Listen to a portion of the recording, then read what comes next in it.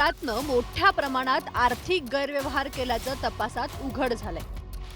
अहिलानगरमधील समता पतसंस्थेत भोंदू अशोक खरातशी संबंधित तब्बल 100 बँक खाती असल्याची माहिती समोर आली आहे। धक्कादायक बाब म्हणजे ही सर्व खाती वेगवेगळ्या भक्तांच्या नावावर असून त्यांचा एकमेव नॉमिनी स्वतः अशोक खरात असल्याचं उघड झालंय। खरातने केलेले कारनामे ग्राफिक्सच्या माध्यमातून पाहूया। समता आणि जगदंब पतसंस्थेत खरातचे 132 खाते आहेत। कोपरगावच्या समता नागरी सहकारी पतसंस्थेच्या राहता शाखेत खातं आहे। 57 खातेदारांनी 100 खाती उघडली आहेत। सिन्नरमधील जगदंब पतसंस्थेतही 32 जणांची खाती आहेत। नामकर्ण आवारेची जगदंब पतसंस्था आहे। समता पतसंस्थेत 3 वर्षात 60 कोटीहून अधिक रकमेचा व्यवहार झालाय। शिर्डीतील शेतकरी फसवणूक प्रकरणात याच पतसंस्थेतून पैसे दिले गेले। प्रत्येक खात्याला नॉमिनी म्हणून खरातचं नाव, व्यवहार करण्याचा अधिकार अशोक खरातलाच होता। खात्यावर सुमारे 60 कोटींचा व्यवहार झालाय। 8 खाती खरात कुटुंबियांची आहेत। अशोक खरात, कल्पना खरातसह मुलगा आणि मुलीच्या नावावर ही खातं आहे। समता पतसंस्थेत 78 लाख रुपये शिल्लक आहेत। खरातकडे येणाऱ्या भक्तांच्या नावानंही खाती उघडण्यात आली आहेत। प्रतिभा चाकणकर आणि त्यांच्या मुलीच्या नावानंही खातं आहे। अनेकांनी स्वतः केवायसी करून दिल्याचा पतसंस्थेचा दावा आहे। सर्व खात्यांशी खरातचा मोबाईल नंबर जोडलेला होता। खरात सावकारकीचं काम करत होता। लोकांच्या जमिनी स्वतःच्या नावावर करत होता। अनेक व्यवहार समता, जगदंबा या 2 पतसंस्थांच्या माध्यमातून झाले। समता पतसंस्थेत 1.25 लाख खातेदार असून 1100 कोटीहून अधिकच्या ठेवी आहेत। मात्र इतक्या मोठ्या प्रमाणात एकाच व्यक्तीकडे खात्यांचं नियंत्रण कसं दिलं गेलं हा प्रश्न उपस्थित होतोय। या समता पतसंस्था आणि जगदंब पतसंस्था जी नामकरण आवारे याची सिन्नरमध्ये पतसंस्था आहे, ती एक पतसंस्था आणि समता पतसंस्था या पतसंस्थेतून हे सगळे पैशाची देवाणघेवाण जे आहे, जी हेराफेरी आहे ती होत होती। आणि अहिल्यानगर जिल्ह्यातील ही जी समता पतसंस्था आहे तिचं राज्यभर मोठं जाळं आहे। साधारण शेकडो शाखा आहेत आणि 1100 कोटीच्या वरती ठेवी आहेत। आणि या पतसंस्थेमध्ये या भोंदू बाबाने साधारण 100 खाते उघडलेली आहे।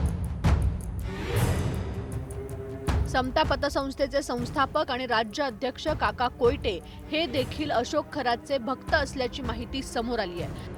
3 वर्षांपूर्वी झालेल्या एका पुरस्कार सोहळ्यात अशोक खरातला प्रमुख पाहुणा म्हणून आमंत्रित करण्यात आलं होतं। त्यामुळे या संपूर्ण प्रकरणात पतसंस्थेच्या भूमिकेवरही संशयाची छाया गडद होते। तो माणूस एकटा व्यवहार करत नव्हता, त्याच्याबरोबर जे खातेदार आहेत हे बऱ्याचदा समक्ष आलेले आहेत। त्यांची केवायसी आम्ही पूर्तता करून घेतलेली आहेत। त्यामुळे ते खातेदारांबरोबर ते माणूस यायचा हे बाब 100% खरी, ती नाकारता येणार नाही। परंतु ज्यावेळेस लोक समक्ष पैसे काढण्याकरता त्यांच्या खात्यातून पैसे काढण्याकरता येतात तेव्हा आम्ही पैसे देतो सुद्धा, त्यांच्याकडून पैसे स्वीकारतो सुद्धा। दरम्यान सिन्नरमधील जगदंब पतसंस्थेचा संस्थापक नामकर्ण आवारे हा देखील आता शिर्डी पोलिसांच्या रडारवर आलाय। या प्रकरणात सर्वात महत्त्वाची माहिती समोर आली आहे। अशोक खरातचा मुलगा हर्षवर्धन खरात याची SIT कडून चौकशी करण्यात आली। SITनं नुकतंच हर्षवर्धनला ताब्यात घेतलंय। खरातची पत्नी कल्पना खरातवर कारवाई करण्यासाठी SITचं पथक पोहोचलं होतं। त्यावेळी बंगल्यातील लाईट बंद करण्यात आले होते। पथकाला कोणतंही सहकार्य करण्यात आलं नाही। बंगल्यातून खरातचा मुलगा हर्षवर्धनला SITनं ताब्यात घेतलं होतं। चौकशीत त्याला कोणते प्रश्न विचारण्यात आले, काय उत्तरं देण्यात आली ते आता पाहूया। वडील तंत्रमंत्र करायचे का? वडिलांना भेटायला कोण येत होतं? बहिणीच्या लग्नात किती सोनं घेतलं?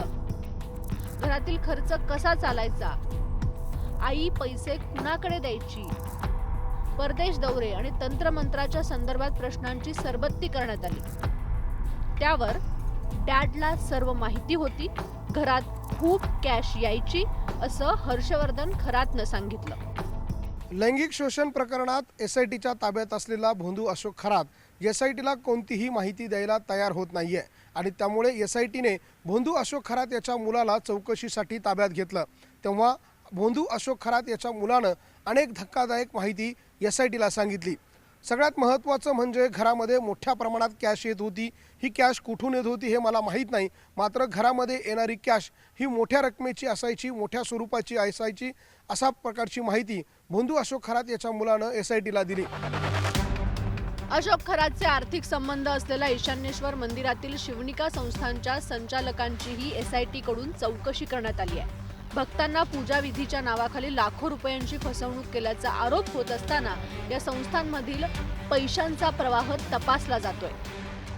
भोंदूगिरी, आर्थिक गैरव्यवहार आणि संभाव्य हवाला रॅकेट, अशोक खरातचं प्रकरण दिवसेंदिवस अधिक गंभीर होत चाललंय.